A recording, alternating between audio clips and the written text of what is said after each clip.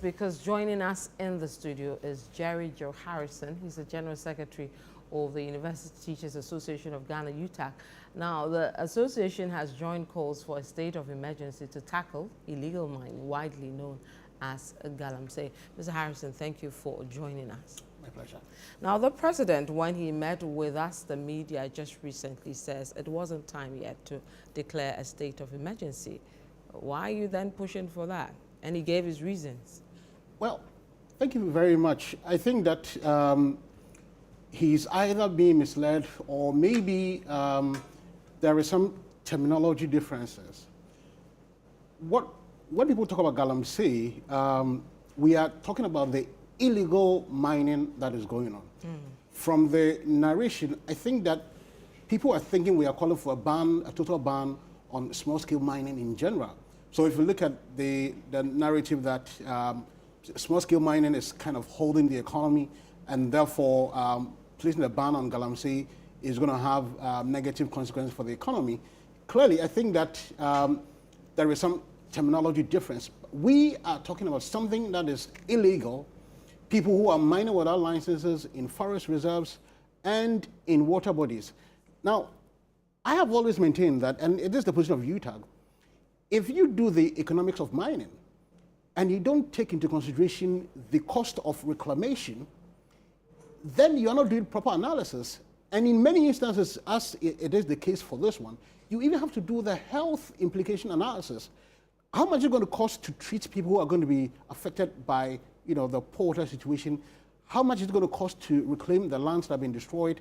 And are you ever going to be able to reclaim them at all? Now that there are water bodies involved, it even makes the economics even harder and even more challenging. And so if you say we are not at a point where a state of emergency needs to be declared, then I think you don't understand the scale of destruction that is going on. And I suspect that people are not really telling the president the right things, because it is illegal to mine on water bodies. And so why is it difficult for us to deploy the Navy to go onto our waters and to flush out all the people mining on water bodies? How is that difficult? Are you surprised at the development? When they were in opposition, they sided with you when you believed that then government should have declared a state of emergency, and then now coming into power, perhaps they've seen something you don't know. Look, I have said this before. The NDC risks credibility crisis, and people should not forget that 2016, the result of the election should be a reminder that the Ghanaian that people think or people thought of are no longer the same Ghanaians. Ghanaians, from what happened in 2024, should tell the politicians that when people say we don't want this, we don't want it, and there's always political consequence. And so I find it difficult that position can shift, through 180 degrees in a matter of months of taking office. I think this is unprecedented, and I think that the people like Okudzeto Blakwa, the minister in charge of national communication and the likes, who were vociferous about declaration of state of emergency, because at the time the turbidity levels, the levels of the heavy metals, which we've been preaching about, have gone to a level that is unsafe for anything, not even for watering crops. That today, somehow, by doing nothing, the waters are recovered. Now, I want to remind the president, when you put in place an intervention, it is important to evaluate whether that intervention is working or not. Right. And after 7 months of being in office, let's say give or take 6 months of having put in that intervention, the question that we ask, what has been achieved? We were told that some forest reserves have been reclaimed. Yeah. We are told otherwise, that these so-called reclaimed reserve forests have been reinvaded by, Galamseyers. Okay. What are we talking about? Look, if we are not careful, right now, we've seen the improvement in the economy being attributed to gold and all that. Cocoa remains the mainstay of Ghana's economy. We've just gotten about 4 billion commitment from people. Now, if you're not careful, just as we were not able to meet the demand in the past, we will not be able to meet the demand again, because the land is not available. But again, also, which is even more serious, if we don't stop Galamsey right now, which I mean illegal mining, what is going to happen is that the cocoa farms are going to be contaminated with heavy metals. I don't know if you have forgotten, but not long ago, Ghana's tubers were rejected on the international market because they had high levels of these metals that are not removable by any method that we use in purifying water. And so, if you don't see where we are as a crisis situation, where we need to put all our arsenals on the table and fight the menace, I think you are missing the point. Now, we've seen government roll out a number of initiatives. We've seen the water guards. We've even seen some initiatives around the Gold Board, all, trying to deal with illegal Galamsey. Are these not enough in, tackling the menace?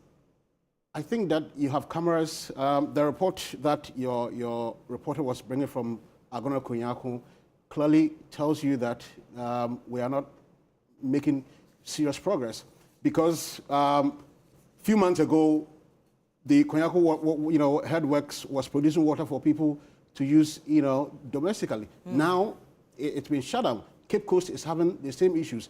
Takwa is having the same issues. Now, it's been reported that a market in Takwa, there's been a sinkhole created because of Galamsey activities. Look, listen, the problems we are dealing with are far more dangerous than we imagine. And I'm telling you that when you sit in your offices enjoying air conditioning and all that, it will get to you. Yeah.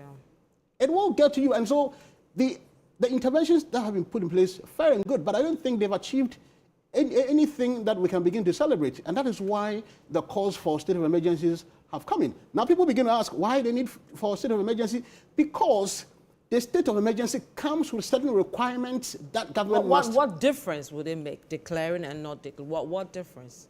You can deploy the military, the Navy, and all the security forces to go do the job without declaring a state of emergency. That's one way of going about it. But that also depends on whether you are willing to do it or not. But the Constitution requires that when you declare a state of emergency, you automatically have to deploy these people to the ground to curb whatever emergency situation there is. If there's flooding, you will not be allowed to go to a flooded area because they will put security forces there to prevent you from going to harm yourself. Your house could be on fire, and you want to go and salvage something, but because your life is at risk, the people on the ground will prevent you. That is an emergency situation. Where we are in a worse state than... What form would you want the state of emergency to take? Hotspots identified or regional declarations? No, I think that even district declarations is going to have a very serious impact. So let's talk about hotspots. Okay. Look, if this forest is a no-go area, nobody is allowed, security forces are there. If you are seen anywhere within a certain, meters, you are arrested for trespassing. That is the kind of state of emergency we are talking about. Not what people are thinking that we'll have the military carrying guns and bombs and ammunition, strolling the streets. No.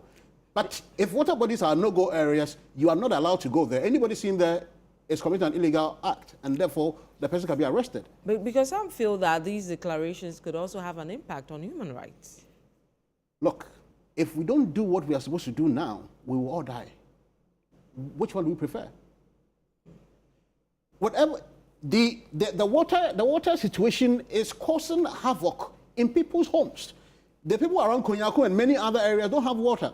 They don't have enough money to buy water to use for their homes. People have had to consume these waters, and they are going to have cancers and neurodegenerative diseases by all means. Is that not an emergency enough for you? So what do you prefer? That we sit down for 5%, 10% of the population to begin to have visible neurological symptoms before we take action? No. Look, I am telling you that I'm a scientist.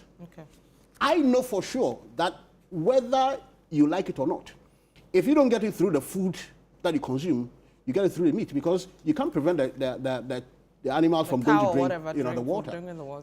These metals will accumulate in their bodies. You go and get them, and then you eat them. You have problems. Now, what we are not even realizing, many of these waters will very soon not have any living thing in there because there's no oxygen. The chemical oxygen demand in there will be very low to support life. So fish production, which many of these rivers are used for, will no longer be able to support it. All right, thank you very much. Mr. Jerry Joe Harrison is the General Secretary of the University Teachers Association of Ghana, UTAG. Thank you for